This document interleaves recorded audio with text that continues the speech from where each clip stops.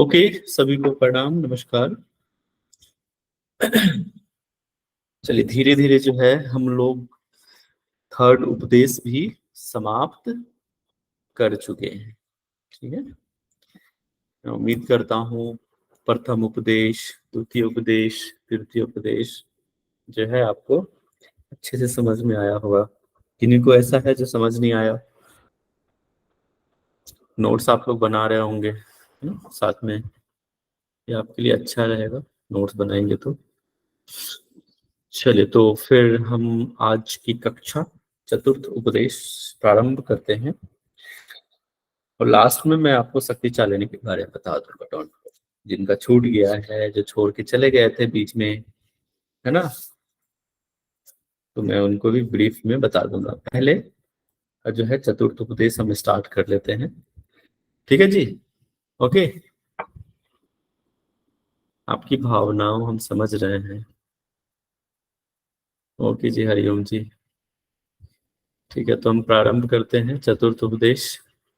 किसी को कोई समस्या तो नहीं है? हरिओम सर जी, हरिओम जी, हरिओम। स्क्रीन प्रेजेंट करें जी सर। ओके, तो चतुर्थ, अच्छा कोई व्यक्ति बताओ चतुर्थ उपदेश का नाम क्या है? नादानुसंधान। नादा अनुसंधान। इससे भी कई प्रकार क्वेश्चन जो है, ये भी चैप्टर इंपोर्टेंट है, इसको आप नेग्लेक्ट नहीं कर सकते। यहाँ से भी क्वेश्चंस बहुत बनता है। ठीक है, एक बार मैं फिर से आप लोग को बता दूं, कल आप लोग का टेस्ट है। जैसे अभी लोग हैं लास्ट ना, धीरे धीरे लोग रुखसत हो जाते हैं, तो कल आप लोग का टेस्ट रहेगा। तो कोशिश कीजिए एटलीस्ट कुछ क्वेश्चंस आप अपने तरफ से भी भेज सकें, इनपुट दे सकें, है ना। 5 क्वेश्चंस मिनिमम, मैक्सिमम आपके ऊपर है।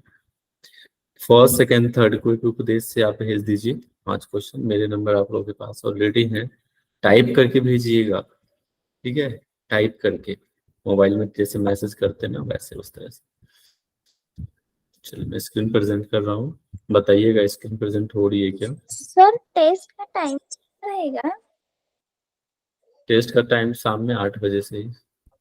नहीं अभी। Okay sir.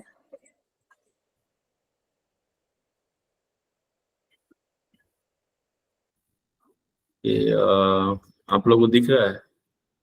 स्क्रीन दिख रहा है? Yes sir. देखो शक्ति चालिनी जो है कल हमने समाप्त किया है, इससे क्वेश्चंस पूछते हैं, ये सब आप याद रखना। ये देखो स्क्रीन पे आपको दिख रहा होगा इसके पर्यायवाची कुंडलिनी के, और भी कई सारे क्वेश्चन इससे बनता है। कल मैंने ऑलरेडी इस पे डिस्कस कर चुका हूँ मैं। अलग तरह का कलर ले लेते हैं। तो आज हम चतुर्थ उपदेश जो है प्रारंभ करेंगे, तो उम्मीद करता हूँ आपको अच्छे से समझ जरूर आएगा। बहुत सिंपल है, बहुत गूढ़ बातें भी है। चतुर्थ उपदेश नादानुसंधान है, जिसको हम समाधि से भी समझते हैं। ओके, तो नमः शिवाय गुरुवे नाद बिंदु कलात्मने निरंजन पद याति नित्य यत्र परायण। तो ये है प्रथम श्लोक चतुर्थ उपदेश का।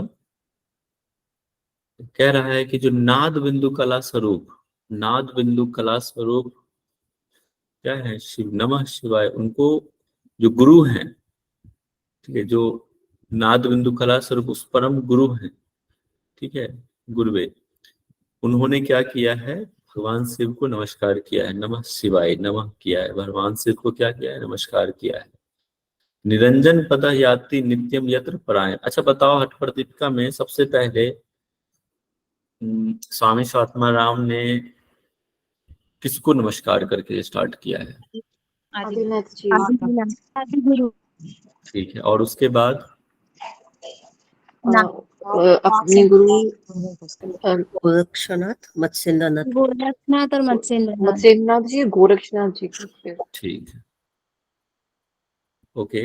तो फिर कहता है कि जो नाद बिंदु कला स्वरूप जो गुरु हैं, उन्होंने भगवान शिव को नमस्कार किया है। निरंजन पदम, ये पद है एक्चुअली, ये एक ना एक समाधि की जो अवस्था हो जाती है ना, वो एक परम पद कहलाता है। ठीक है, उच्च अवस्था जिसको हम कह सकते हैं। याति नित्य यत्र प्रायणा, जो परायण मतलब क्या होता है, क्या एक वर्ड भी आया था पहले, योग परायण, गुरु परायण। क्या होता है, किसी के परायण हो जाना मतलब समर्पित भाव से। तो आप जब नित्य इसका अभ्यास करते हैं, एक भक्त कहते हैं यहाँ लिखा हुआ अहर्निश भक्ति के द्वारा, आप पूरी समर्पित भाव से जब इसको अभ्यास करेंगे तब जाके ये निरंजन पद प्राप्त होता है। मतलब समाधि की अवस्था जो होती है, परम पद जो होता है वो प्राप्त होता है। ओके, क्लियर है? चलो, अधिदानीम प्रवक्त, माइक म्यूट कर लीजिए, कुछ पूछना है किन्हीं को? चलो ठीक है। दूसरा श्लोक कह रहा है कि अधिदानीम प्रवक्ष्यामि समाधि क्रमम उत्तमम मृत्युधनम च सुखोपायम ब्रह्मानंदकरम पदम। कह रहा है कि अधिदानीम प्रवक्ष्यामि, अब जो है उत्तम जो साधक की जो प्रक्रिया जो है, उत्तम समाधि की जो है उत्तम प्रक्रिया, परीक्षामी मतलब कहता हूँ, बोलता हूँ, परीक्षा मतलब कहना होता है, जो क्या है मृत्यु धनम पायम ब्रह्मानंद क्रम, जो मृत्यु का नाश करती है ना, मरणशीलता का नाश करता है। देखो लिखा हुआ भी है, मरणशीलता का नाश करता है, और सुखोपायम, और सुख को प्राप्त करते हुए ब्रह्मानंद को प्राप्त करता है। ठीक है, ब्रह्मा परम ब्रह्म को प्राप्त करेगा। ठीक है, वही चीज एक है। अब देखो ये वेरी वेरी इंपॉर्टेंट है, इसको आप लोग नोट डाउन जरूर करोगे। ये पर्यायवाची शब्द बता दिए हैं, किसके, समाधि के पर्यायवाची शब्द है ये। ओके, राज्यों के पर्यायवाची कई जगह पे यूज होगा आपको, सारे के एक ही मतलब है, एक ही अर्थ बताए गए हैं इसके। किस क्या क्या है, कोई एक व्यक्ति पढ़ो, क्या बोला, कौन पढ़ेगा? पूनम शर्मा जी पढ़ के बताओ। हाँ जी सर। सबका मौका आएगा। हाँ सर, स्क्रीन शो। अच्छा, स्क्रीन शो नहीं हो रहा? ओके ओके, नहीं सर, इस टाइम अब पढ़ो। ठीक है, अभी हो रहा है सर।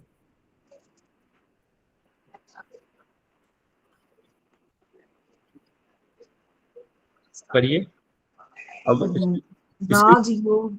राजयोग समाधिश्च उन्मनी च मनोमणि अमृतत्वं लयत्वं शून्यं परम पदम अमनस्कं तथा द्वैत्वं निरालंबं निरंजनम जीवन मुक्तिश्च सहजा तुर्या चेते वाचका। ठीक है, ओके। अब अशरफ पढ़ के सुनाओ। जी सर। राजयोगः समाधिश्च उन्मोनि च मनन्मनि अमरत्वं लयस्तत्त्वं सुन्नासन्नं परम पदम अमनस्कं तथा द्वैतं निरालंबं निरंजनम जीवन मुक्तिश्च सहजातुर्या चित्तेकवाचकः। बहुत बढ़िया। ठीक है, तो ये श्लोक जो है आपको याद होना चाहिए। जो मैं बोल देता हूँ उसको याद कर ही लीजिए, ये वेरी वेरी इंपोर्टेंट। ये पर्यायवाची शब्द है राजयोग के, समाधि का, कि राजयोग समाधिश्च उन्मनी च मनोन्मनी अमृतत्वं लयस्तत्त्वं शून्यं परम पदम अमनस्कं तथा द्वैतम निरालंबम निरंजनम जीवन मुक्तिश्च सहजा तुर्या च एकश्च वाचका। एक वक्त एक जो है शब्द अर्थ बताए गए हैं। ठीक है, किसका किसका? राजयोग, समाधि, उन्मनी, मनोन्मनी, अमृत, लय, ठीक है, तत्व, लय, और ये जो ना अन्वय करके अलग कर लेना इसको, लय और तत्व। ठीक है, तत्व, शून्य, परपदम, अमनस्क, ये सब चीजें याद रखना। ये देखो पर्यायवाची है, ये आपको पता होना चाहिए। बाकी तो कई सारी चीजें तो कई बार रिपीट हुए, आपको याद हो गए होंगे, लेकिन जैसे अमनस्क का ये नहीं पता होगा कि अच्छा क्या होता है। तथा द्वैतम, अद्वैत जिसको हम कहते हैं, अद्वैत, तथा अद्वैतम, निरालंब, निरंजन, जीवन मुक्ति। ठीक है, सहजा, ये सहजा अवस्था है ना, अभी तुरिया अवस्था आपको याद है ना, बताया था ना आपको। इसके बाद ये सारे ही जो हैं एक कहे गए हैं। तो please remember this shloka, 4th number का। अब कह रहा है आगे, देखो 20 जब तक नहीं होगा, कम से कम 20 श्लोक हम आज करेंगे, उससे पहले कोई चू नहीं करेगा। कितने लोग हैं? 1 मिनट, 30 लोग हैं ना, उससे पहले कोई नहीं जाएगा। नहीं तो कल से एंट्री नहीं दूंगा मैं, नेक्स्ट टाइम से अगर 30 कम हुए तो 20 श्लोक करूंगा, इसके बाद ही छोड़ूंगा मैं, कह दे रहा हूं मैं। सलीले सैंधवम, ये मैं आप ही के लिए कर रहा हूं ना। यत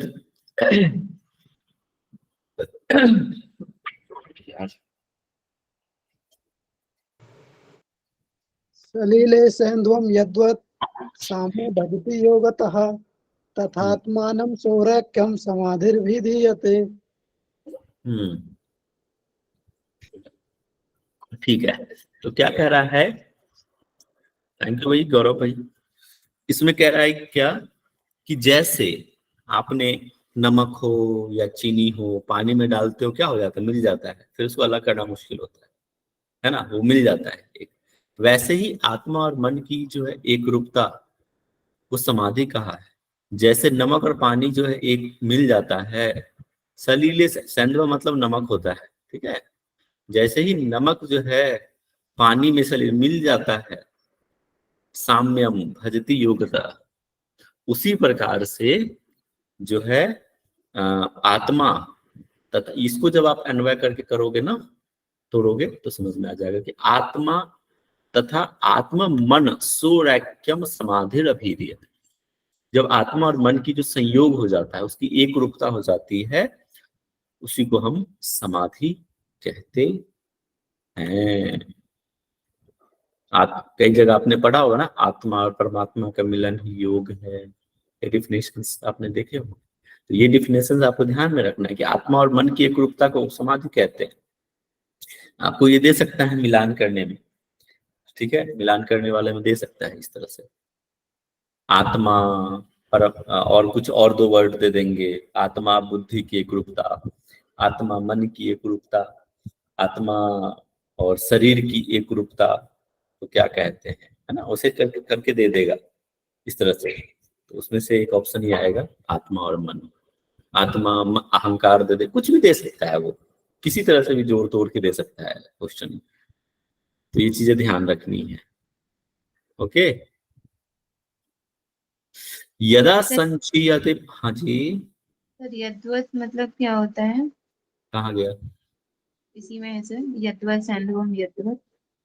अरे यत द्वत, ये दो है, इसमें दो लगा हुआ है ना, दो, पानी और नमक, 2 चीजें हो गई ना, उसकी एक रूपता, इसलिए बोलता है यत द्वत। द्वत, ये ये वो है, जब इसको अन्वय करोगे ना, तो ये त हो जाता है यत अद्वत, ये दो वो आ जाता है, वो अत, ठीक है। संधि विच्छेद जब करोगे ना, अलग करोगे तो द्वत हो जाता है, 2, ठीक है। समझ में आया? नहीं आया? Yes sir. हाँ तो फिर खुल के बोलो ना, यस सर, आ गया। चलो ठीक है। यदा संचयते प्राणो मानसम च प्रलीयते तदा समरसत्वम च समाधिरभिधीयते। आप लोग भी हमें गाना सिखा दोगे?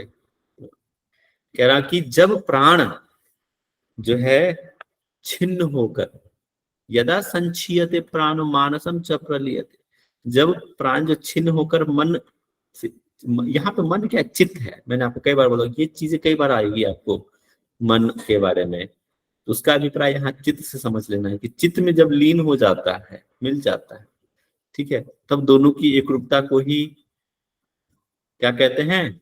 समाधि कहते हैं।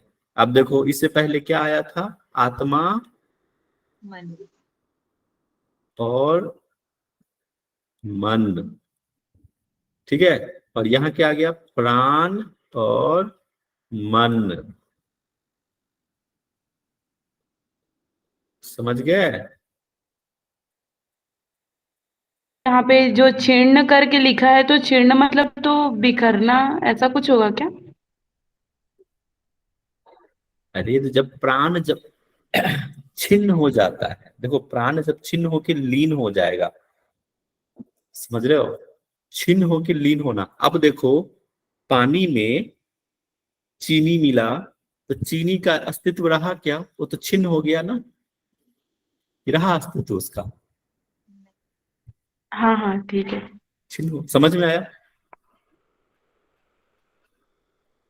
जी सर। ठीक है, तो इसी को कहते हैं छिन्न हो जाना। तो इसी को कहा गया, ये देखो मैंने लिख दिया ना, आत्मा, प्राण और फिर मन की रूपता, इसी को भी समाधि कहते हैं। आगे देखते हैं कि और क्या क्या निकल के आता है। तत्समम च द्व्युरेक्यम, देखो यहाँ फिर से आ गया, दो की बात कह रही है।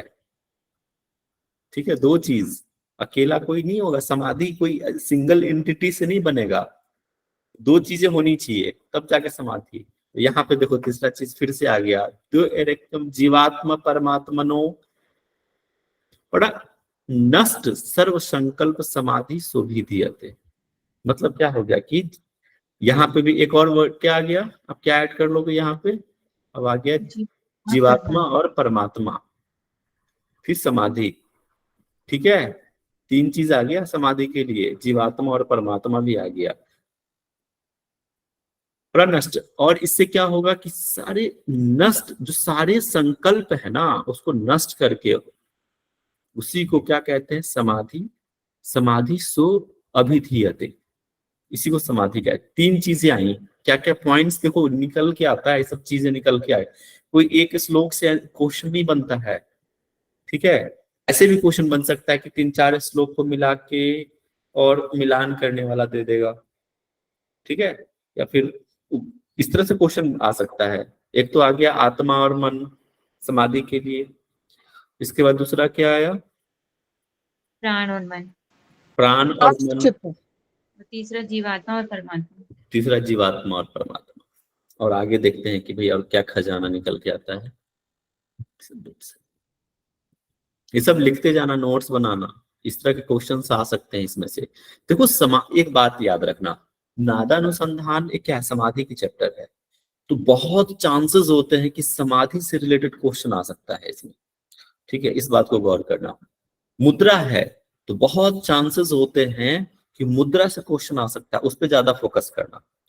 दूसरा अध्याय है आसन, नहीं अब पहला है आसन, तो उसमें क्या है? आसन से रिलेटेड बहुत चांसेस है कि आसन से रिलेटेड क्वेश्चन पूछ सकता है।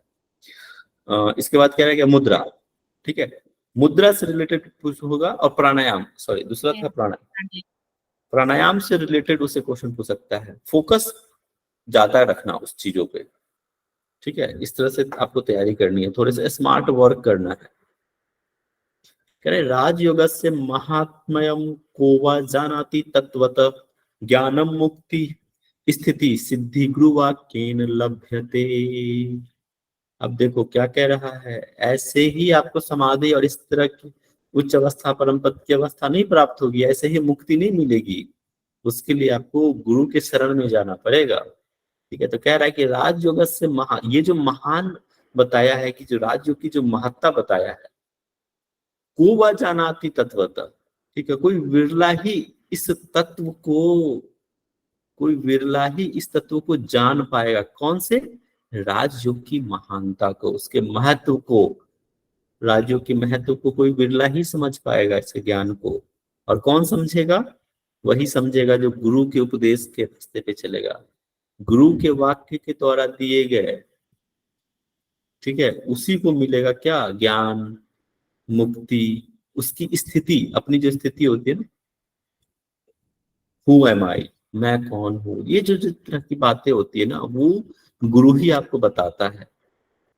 ठीक है, जो आपके अंधकार से प्रकाश की, गुरु का तुम यही मतलब होता है ना, अंधकार से प्रकाश की ओर ले जाना, गुरु। तो वो है, तो ज्ञान की बातें वही बताएगा। सही गलत तत्व ज्ञान मतलब ये होता है ना, सही गलत की पहचान कराना, क्या सही है क्या गलत है, इसकी पहचान गुरु करवाता है।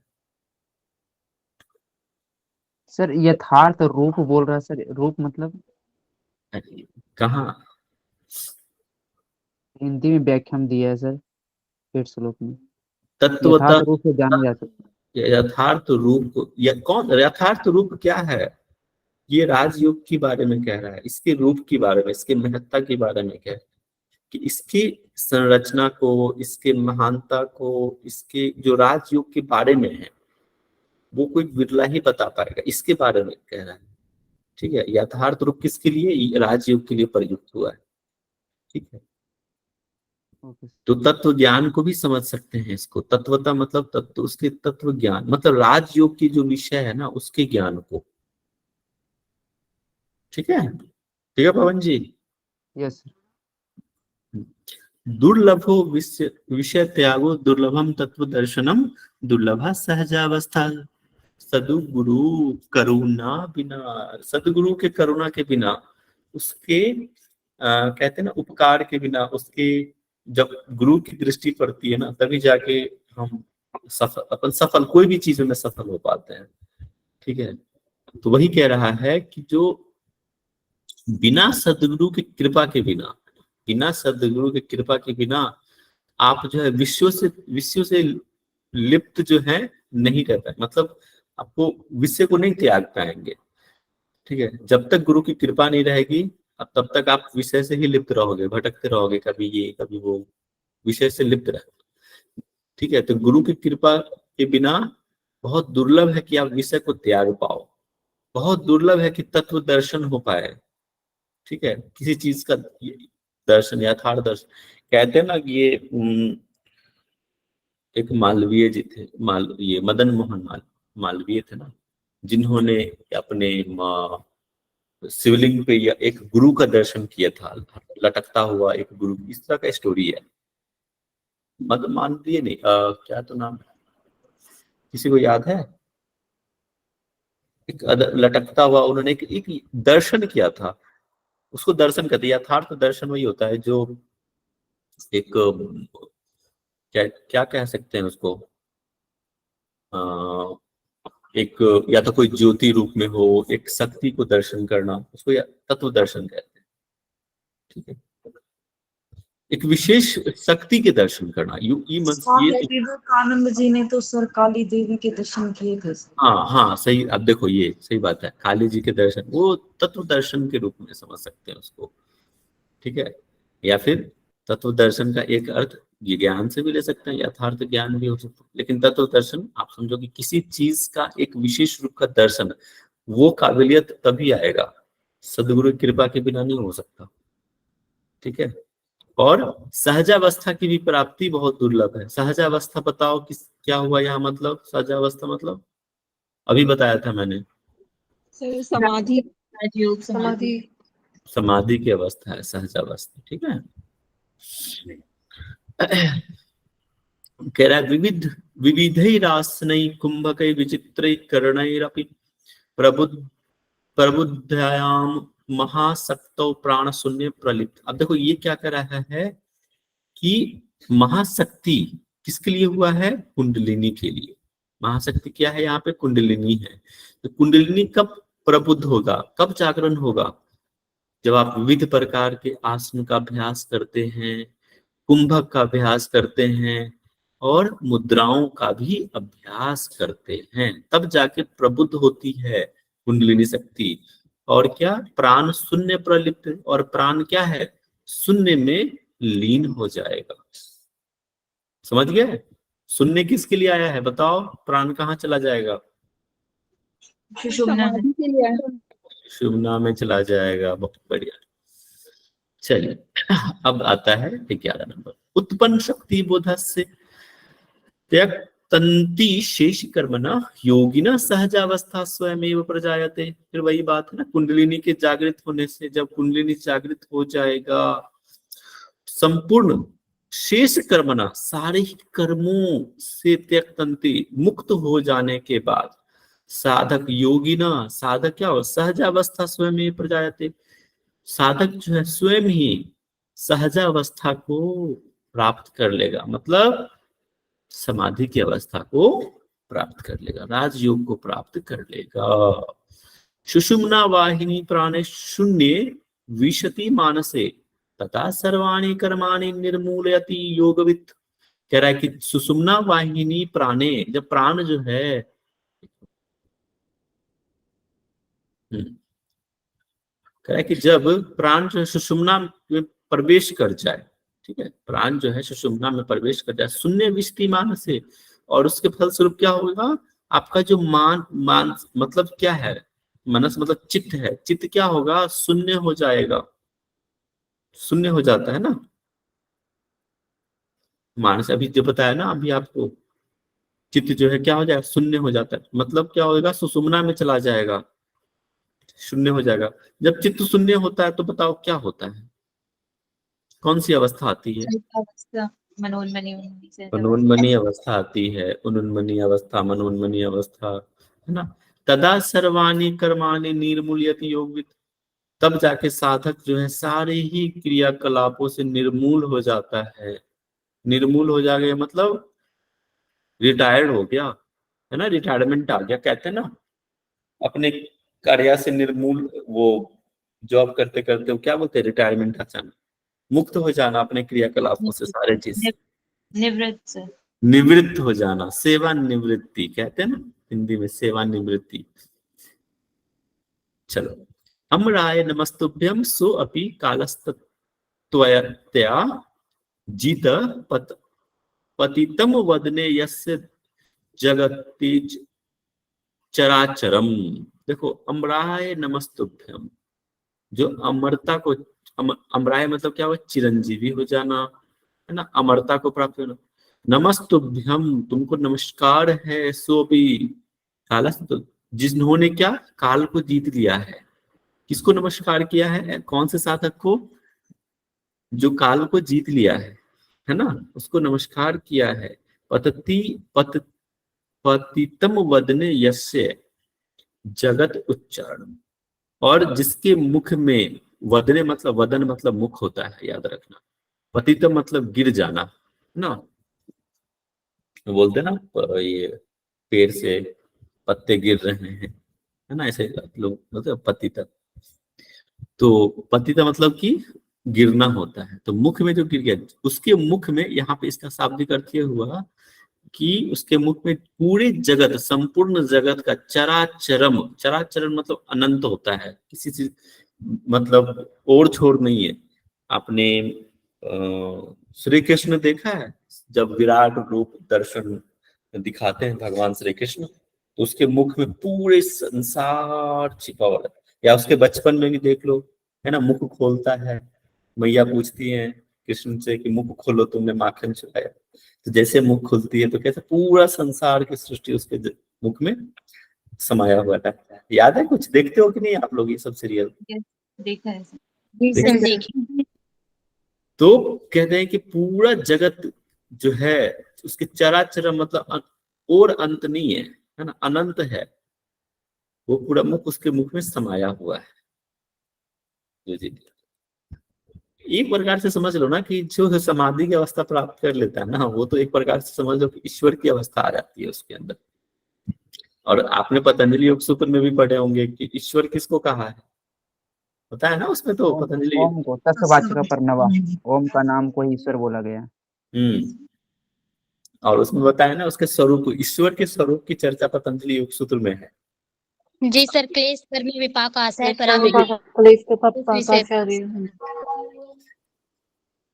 बहुत बढ़िया, आप लोग अच्छे तरीके से पढ़ाई कर रहे हो, खुशी हुई। कह रहे हैं कि चित्ते समत्वम आपन्ने वायो व्रजति मध्य में, तदा अमरोली वज्रोली सहजुली प्रचायते। चित्त में समानता हो जाने पे क्या होगा, वायु व्रजति मध्य, वायु जो है क्या मध्य में चला जाता है, मध्य मतलब सुषुम्ना, सुषुम्ना में चला जाता है। तदा अमरोली वज्रोली सहजोली प्रजायत, तब जाके क्या होता है, अमरोली होगा। अब यही तो था, भूल गए, वज्रोली अमरोली सहजोली, याद है कि नहीं आप लोगों को? अरे अभी मैं बोलता हूँ, रुको अभी, ये दूध का दूध, पानी का पानी। प्रियंका पांडे जी बताओ, वज्रोली क्या होता है? सर वो मैंने क्लास अटेंड नहीं की थी सर, मैं बता दूँ। मुझे पता था, इसलिए मैं आप ही को बुलाया हूँ। पूछे थे तो वो मैं लर्न करके आई थी, आज मैं वो बता दूंगी, इसको भी मैं कल ही बता दूंगी सर। ऐसे काम नहीं चलेगा। पारिका जी बताओ, आप वज्रोली के बारे में बताओ। जी वजूरी सर, इसके क्या नाम है, जिसमें हम अपना सुषुम्ना नाड़ी में हम अपने आसन, सॉरी वायु, प्राण वायु को जो हम सुषुम्ना नाड़ी से नहीं, सुषुम्ना में प्रवाहित करते हैं। और ब्रह्म नाड़ी का, ब्रह्म नाड़ी ना, उसमें उससे होता है। कुछ तो गड़बड़ है। पवन बताओ, पवन बताइए। सर इसमें 4 अंगुल का कपड़ा कर लेते हैं सर, लपेटते हैं सर अपने लिंग प्रदेश में, शायद ऐसा लग रहा है। कंफ्यूजन नहीं सर? नहीं सर, मैं जा रहा हूँ, bye bye, sir, tata, see you. वैसे मेन तो एक तो इसके सर फल याद है कि सोमस्त्राव को जो रोकता था, और वो वाला। हे भगवान, I kill myself. Sir genital organs का जो जस्ट वही तो करना है, संकुचन करना पड़, यही तो है सर। योनि मंडल का है तो आकुचन, संकुचन, इसमें दो थे योनि ना, मंडल का पेरिनियम वाला आकुचन और करने दूसरा का वाला। अभ्यास हाँ जी, करना होता है सर। पेरिनियम का। शांति, अब मैं एक एक करके बुलाऊंगा, कोई नहीं बोलेगा बीच में। अब मैं समझ गया, अभी पोल खुल रही है सबकी। खामखा ऐसे हमें चढ़ाए, सर बहुत अच्छा पढ़ाते हैं, बहुत अच्छा पढ़ाते हैं। मैं कुछ भी अच्छा नहीं पढ़ाता, अब लग गया मुझे। अब बताएंगे अभी। आनंद जी बताओ, आनंद सांगवान, अभी मैं पूछता हूँ अभी। सर योनि मंडल का आकुचन करने का अभ्यास किया जाता है सर इसमें। तुम हमको अभी अभी भी करेक्ट नहीं आया अभी तक। एक मिनट, अभी रूपाली मोदी जी। मतलब योनि मार्ग में फुफकार के साथ जो मूत्र मार्ग से वायु को ऊपर खींचना है, और जो यहाँ सोम रस जो गिरता है उसको भी ऊपर ही रखना है, खींच के रखना है। समझ में कुछ याद आया? फुतकार करते हुए फुस फुस की जो आवाज आती है, ऊपर की तरफ खींचना है, वही तो है वज्रोली।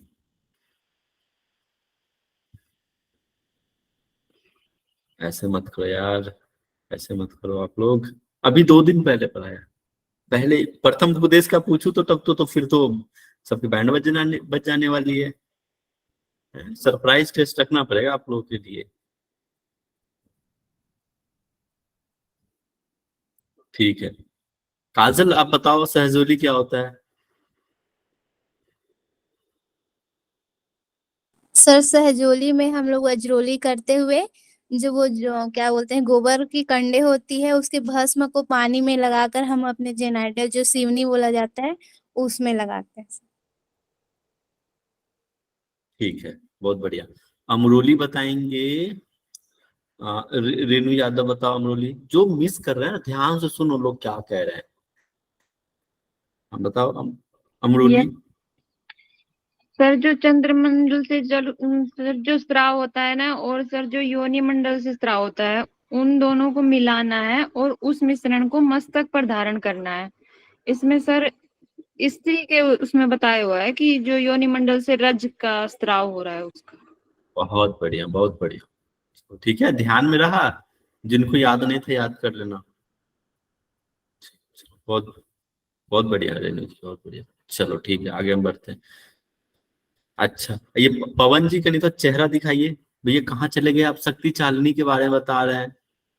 आप तो बहुत पुराने स्टूडेंट हैं, कब से पढ़ रहे हैं आप, तो ऐसा मत करो, आप नाक कटवाओगे। सॉरी सर, रिवीजन नहीं कर पाया था, इसीलिए सॉरी। ऐसा मतलब नहीं याद है, ठीक है, गलत मत बोलो यार। चलो ठीक है, आगे बढ़ते हैं अभी। मनोबल टूटता है यार, हम पढ़ाते हैं, मनोबल टूटता है। हाँ, चलो ठीक है, आते हैं। चित्ते समत्वम माँ। अच्छा हाँ, ये तो अभी बता दिया था ना अभी।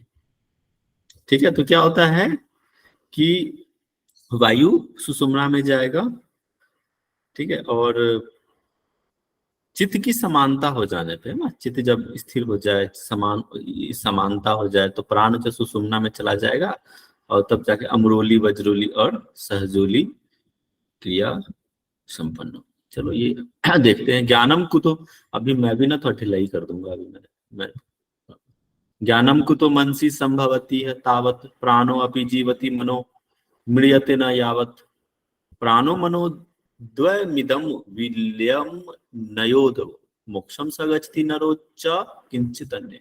अब देखो कह रहा है कि जो पुरुष को मोक्ष की प्राप्ति कब होगी, ठीक है, और किसी और को नहीं होगा। किसको होगा कि बताया है कि जब तक प्राण जो है प्रवाहित होगा। एक चीज आपने याद है आपको ये श्लोक, चले वातम चले चित्तम निश्चले निश्चलम भवेत्, रिमेम्बर? जी सर जी, सेकंड चैप्टर। आप पूरा सुनाइए। योगी स्थान तो नापनोति ततो वायुम निरोधयेत। हाँ, वही कॉन्सेप्ट यहाँ पे भी लागू होता है कि जब तक प्राण प्रवाहित हो रहा है चित्त की क्रिया समाप्त नहीं हो सकती, वो भी तो घूमता रहेगा। उसको प्राण को स्थिर करना है, ठीक है, सुषुम्ना में ले जाके स्थिर करने की बात है। तो कह रहा है कि जब तक प्राण प्रवाहित होगा तब तक चित्त जो है समाप्त नहीं होगा, ठीक है। और जब प्राण चित्त में विलीन हो जाएगा, प्राणों पे जीवति प्राणो मनोद्वयमिदम विलय न योथो, कह रहा है कि जब प्राण और मन विलय हो जाएगा तब जाके मोक्ष की प्राप्ति होगी। उसी को, वही साधक को होगा, न कि न किसी कथचित अन्य किसी और को नहीं होगा, ठीक है। तो ये एक चीज ये तो पहले भी था ना, प्राण और मन का समाधि से, याद है ना, अभी जस्ट थोड़ी देर पहले मैंने बताया था आपको, याद है ना? जी सर, जी सर। चुप मत रहो यार, सन्नाटा पसंद नहीं हमें। ज्ञात्वा सुषुम्ना संभेद्वम कृत्वा वायुम च मध्यगम, देखो फिर से आ गया मध्यगम, ये बहुत यूज हुआ है सुषुम्ना के लिए। स्थित्वा सदैव सुस्थाने ब्रह्मरंध्रे निरोधयेत्, कह रहा है कि आपको मतलब ज्ञात्वा सुषुम्ना संभेद कृत्वा, सुषुम्ना का भेदन इसको जानकर वायु च मध्यगम, वायु को सुषुम्ना में प्रवाहित करना है। ये जो सुषुम्ना का जो भेदन है ना, उसके जो उसमें हम प्रवाह, इसके बारे में आपको जानकर फिर वायु को सुषुम्ना में प्रवाहित किया और स्थित्वा अस्थैव, और कह रहा है कि आपको स्थिर होकर एक सुस्थाने, एक अच्छे उत्तम जगह पे, है ना। अरे आपको याद आ रहा है योग का अभ्यास हमें कहाँ करना चाहिए? याद है? सुराज्य धार्मिके देशे सुराज्य सुभिक्षे धार्मिके निरुद्रवे धनुः प्रमाण पर्यंतम शीलाग्नि जल वर्जिते कांचमटिका मध्य स्थितम योग। अच्छा हो गया, बहुत बढ़िया, ताली। ऐसे याद होना चाहिए आपको, जब बोलो तुम बीच में सकती। और फिर क्या होगा? सुस्थान मतलब ऐसे स्थान हो जहां पे किसी भी चीज का उपद्रव नहीं होना चाहिए, बहुत सुंदर अच्छे जगह पे आपको स्थिर होकर अभ्यास करना है और ब्रह्मरंध्र में ले जाना है। निरोधयेत, ब्रह्मरंध्र को निरोधयेत, ठीक है। ब्रह्मरंध्र किसके लिए आया था बताओ? सुषुम्ना के लिए सर, सुषुम्ना के। सुषुम्ना में निरोध करना है प्राण। कहा गया?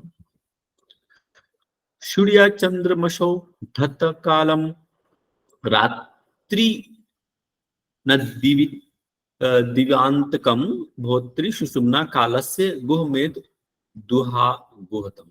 अब देखो ये जो है ना बहुत गुड़, मतलब क्या गुप्त बोला गया है। ये जो हम अभ्यास कर रहे हैं, जो भी चीज योग का अभ्यास किसको पाने के लिए, राजयोग की प्राप्ति के लिए, जो ये सारे चीज ही इसको गुप्त बोला गया है। और क्या है? सूर्य चंद्रमशोधत, जैसे सूर्य और चंद्रमा, जैसे कि सूरज उगता है चांद आता है, उसी प्रकार वो किससे रिलेट होता है? कालम रात्रि दिन और रात से समझते हैं। भोक्ति सुषुम्ना काल से, और फिर क्या होगा? भोक्त्री सुषुम्ना। भोक्त्री का मतलब क्या हुआ बताओ कोई?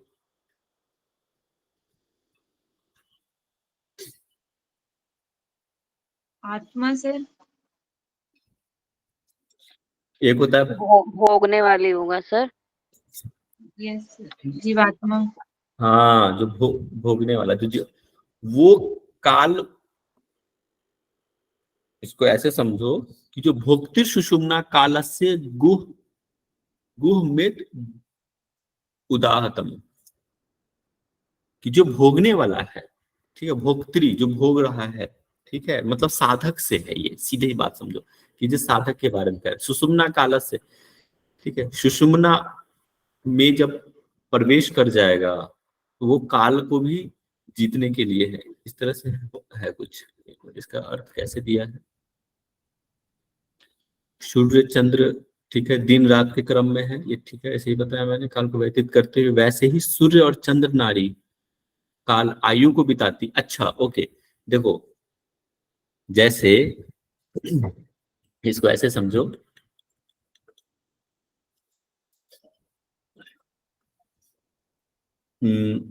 जो हमारा जो नाड़ी है, सूर्य नाड़ी और चंद्र नाड़ी है ना, लेफ्ट राइट नोस्ट्रल है, लेफ्ट क्या होता है इरा नाड़ी, राइट क्या होता है पिंगला नाड़ी, ये चलता रहता है, ठीक है। और कहते हैं कि जब आप कुंभक का अभ्यास करते हो तो क्या होता है, आप कुंभक के अभ्यास से अपने लेफ्ट और राइट नोस्ट्रल को निष्क्रिय बनाते हो। कुछ याद आ रहा है आपको, इरा और पिंगला नाड़ी को निष्क्रिय बनाकर प्राण ऊर्जा को सुषुम्ना में प्रवाहित कराना।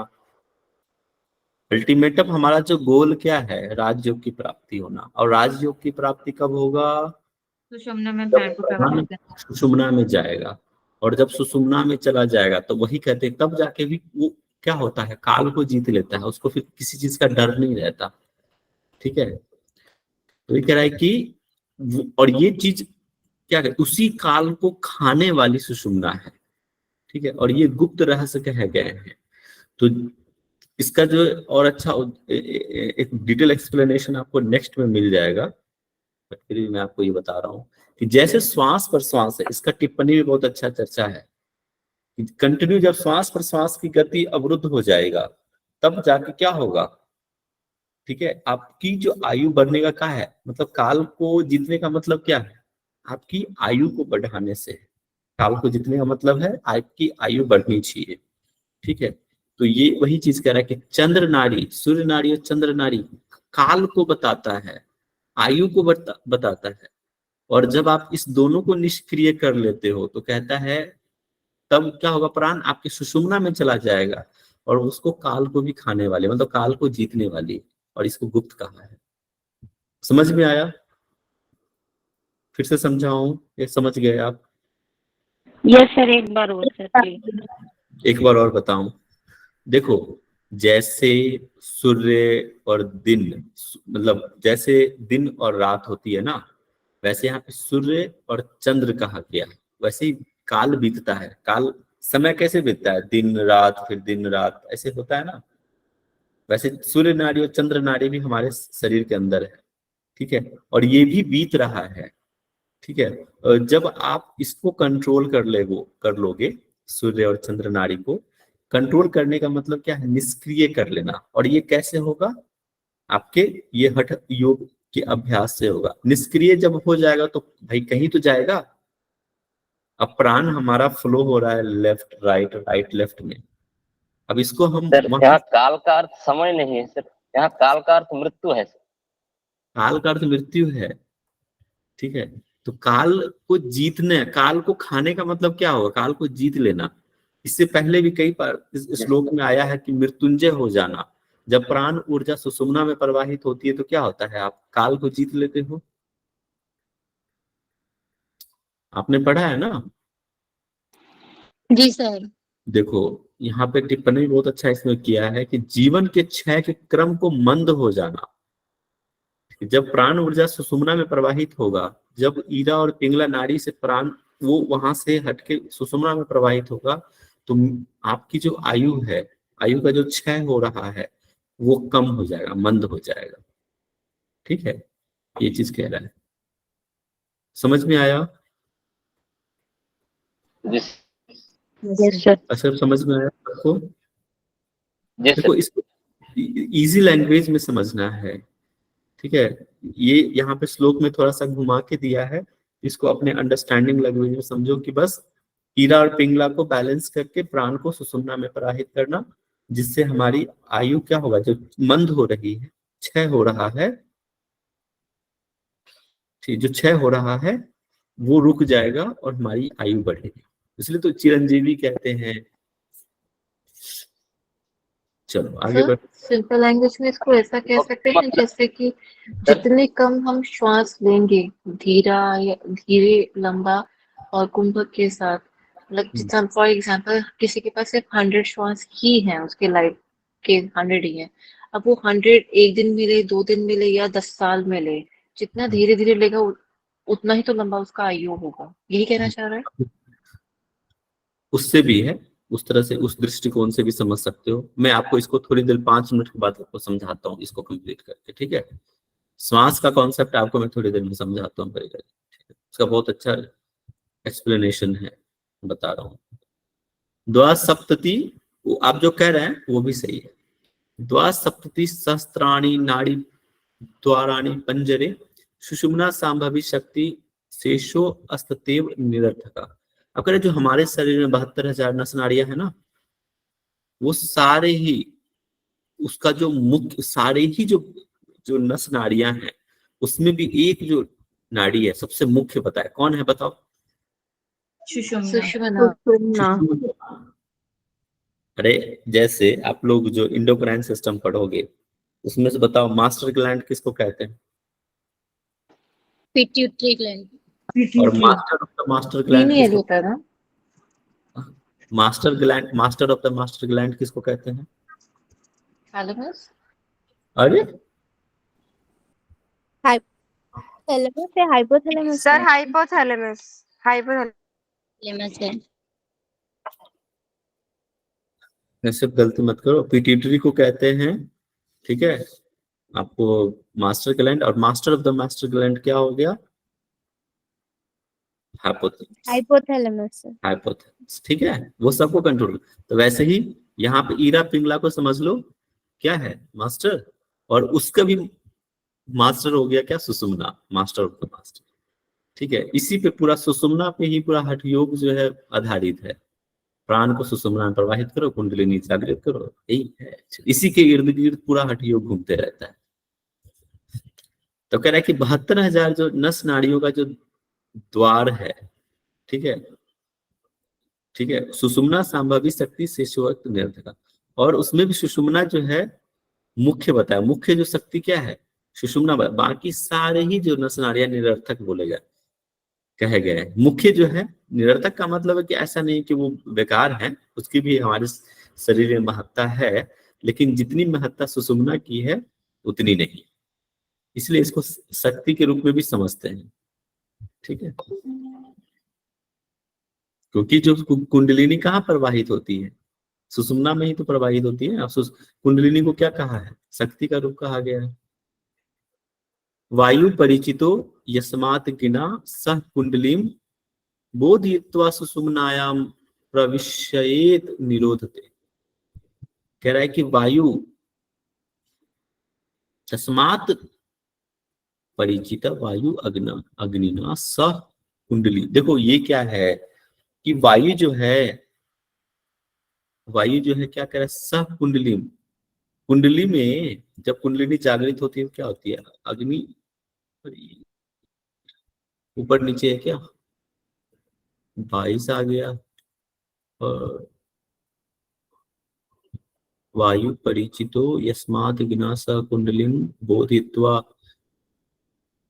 सुषुम्ना पर। जब देखो, जब वायु का सुषुम्ना में जब प्रवाहित होती है, ठीक है, तो क्या होगा?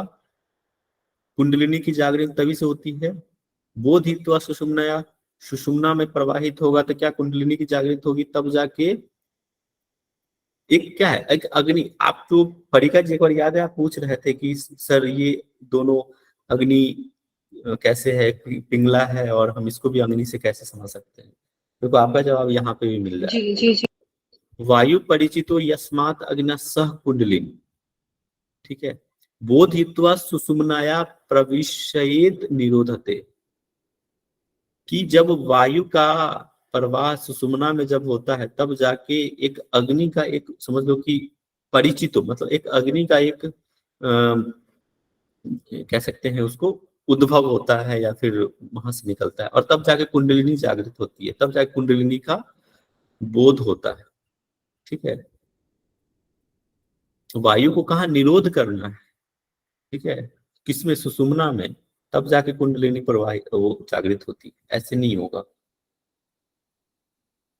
एक मिनट, ये ऊपर नीचे है ये तो। श्लोक नंबर 22 और ये कितना है सर बुक में है सर। ये उल्टा है यार तो। 20 नंबर पे है सर, सुषुम्ना वाहिनी प्राणे सिद्धियते, ऐसा करके कुछ। इसके आगे कौन सा श्लोक है, एक बार देख लूं क्या? 20 जो है वो सुषुम्ना वाहिनी वाला है। सुषुम्ना वाहिनी प्राणे सिद्धेत्व मनोन्वनी। सुषुम्ना वाहिनी प्राण है ना, अच्छा 20 नंबर का। जी जी पार्ट 1 पे सर। ये पेज नंबर 136। 136 ऊपर ही होगा ना। ऊपर जाना है। बस लास्ट ही है, ये श्लोक हम कर लेते हैं। 36 ये तो फिर यहाँ आ जाता है, नीचे होगा, ये उल्टा है एक्चुअली ये ना। हाँ, लास्ट टाइम भी प्रॉब्लम आई थी इसमें।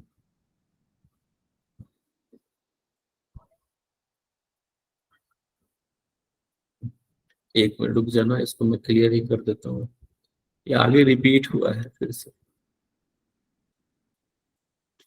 सर इसमें दो तो जो श्लोक है ना वो छूट हाँ गए हैं शायद। ये देखो, ये है आगे आगे।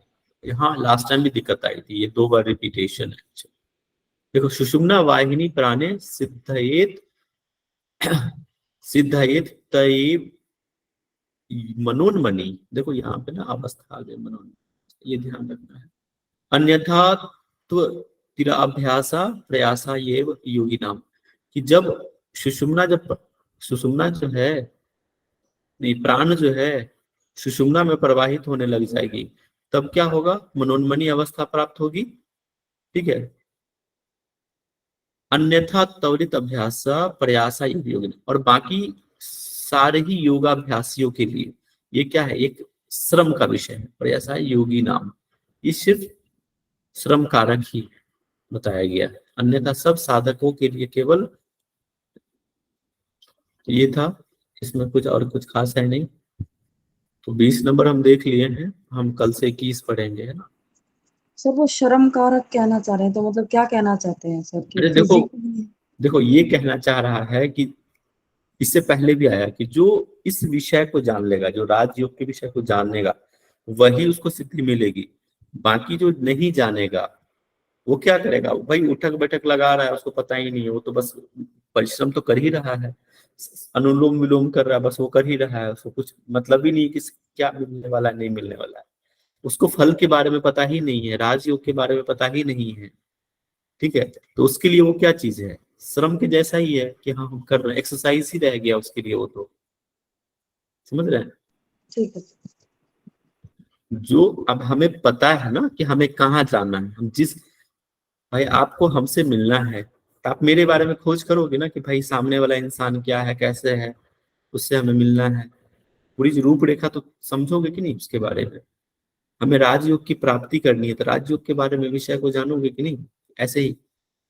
अब जो उसके बारे में नहीं जानता है वो क्या हो गया, उसके लिए तो वो बस अभ्यासी है ना, सिर्फ श्रम कर रहा है, मेहनत कर रहा है।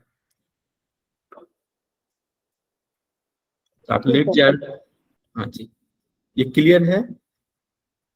हाँ जी सर। चलो बहुत बहुत धन्यवाद। चलो बताओ क्वेश्चन कौन लोग भेज रहा है, किसी कोई? चलो अभी रुक जाते हैं, शांति पाठ करके पूछ लेता हूँ। लंबी गहरी सांस लीजिए, छोड़िए। कल क्वेश्चन पूछूंगा मैं, है ना, याद, कल नहीं परसों, या पूछ लूं क्वेश्चन आप लोगों से? चलो 2-3 क्वेश्चन। शक्ति चालनी में डाउट था शक्ति चालनी, okay okay okay okay. Sir. उसमें ना मतलब उद्यान वन का भी थोड़ा सा वर्णन है, उसमें बोला गया है कि जो सूर्य नाड़ी है उसको खींच कर वायु को वो करना है करके, तो वो थोड़ा सा उद्यान वन की भी चर्चा है सर, बट उसको ना मतलब बोला नहीं गया है कि उद्यान वन लगाना है करके। उसमें और भी कई सारा, बताओ कौन सा शक्ति चालिनी में कौन सा कुंभक के बारे में कहा है? भस्त्रिका कुंभक के भस्त्रिका। बारे में बोला गया है सर। उसी के बाद ही दिया है सर, वो जो सूर्य नाड़ी को अंदर की ओर खींच के करके 1112 श्लोक या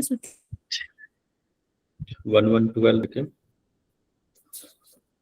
अच्छा, भानु आकुंच कुर्यात कुंडली चालेत, नाभि प्रदेश सूर्य नाड़ी आकुंचन कर कुंडली को चलावे।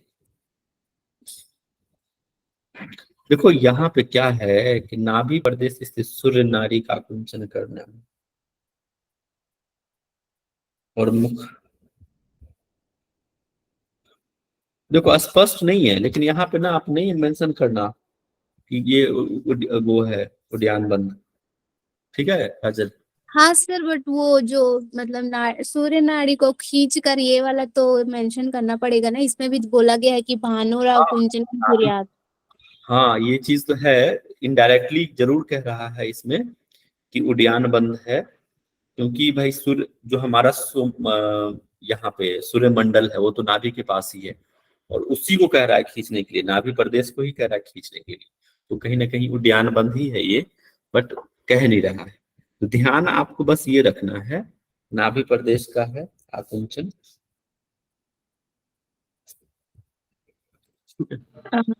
सर हम्म, जी सर, इसमें मतलब कि शक्ति चालनी में आसन में वज्रासन है और प्राणायाम में भस्त्रिका, और मुद्रा में कौन सा मुद्रा होगा सर? मतलब कि शक्ति चालनी ही होगा कि? शक्ति चालनी तो खुद ही मुद्रा है। हाँ जी सर। वज्रासन का मतलब बताओ यहाँ पे रेशमा, क्या क्या कौन से आसन से है? सिद्धासन सर, हाँ सिद्धासन। हाँ, सिद्धासन से समझना है, ठीक है? जी ठीक है, ओके। मैं कल पूछ लूंगा इससे क्वेश्चन, ठीक है? कल तो आप लोग का टेस्ट रहेगा मंडे, आप लोग तैयारी करके रहना, ठीक है? शांति पाठ कर लेते हैं, फिर रिकॉर्डिंग बंद कर दीजिएगा, मैं देखता हूँ आप लोगों से, या क्वेश्चन पूछ लो आप जैसा कहो।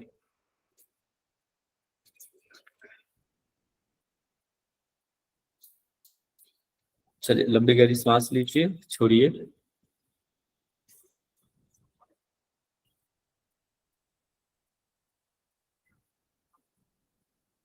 मन को शांत स्थिर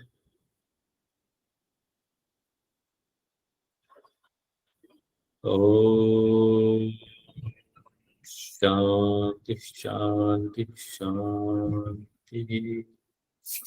Rub your palm, put on your face.